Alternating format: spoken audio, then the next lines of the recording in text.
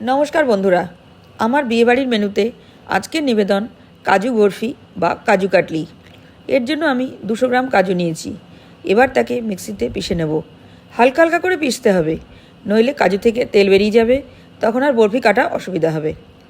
আমি হালকা হালকা করে পিষে নিয়েছি। এবার বড় বাটিতে রাখবো। এবার প্লেটে রেখে আরও কিছু জিনিস মেলাতে হবে।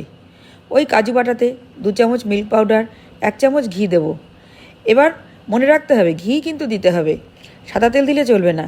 এবার হাত দিয়ে ভালো করে মিক্স করে নেব। এবার কড়াই গরম করে 1 কাপ চিনি, হাফ কাপ জল দিয়ে নেড়ে নেড়ে একটা চিনির সিরাপ তৈরি করতে হবে।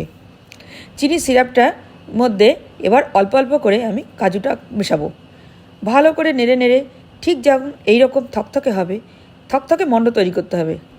খুব বেশিক্ষণ পাক দেওয়া যাবে না, তাহলে মিষ্টিটা তৈরি করতে অসুবিধা হবে। এই রকম হলে স্টিলের থালায় ঘি মেখে ঠান্ডা করতে দিন।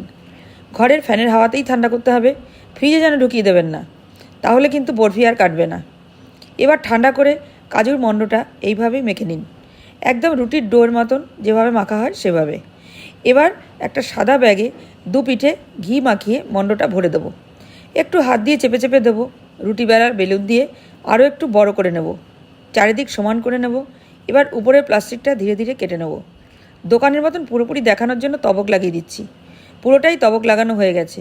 এবার ছুরি দিয়ে পিস করব, তারপর থালায় তুলে সাজাবো। দেখুন তো, লাগছে না দোকানের মতন? আমি দায়িত্ব নিয়ে বলছি, দোকানের থেকেও খেতে বেশি ভালো হবে।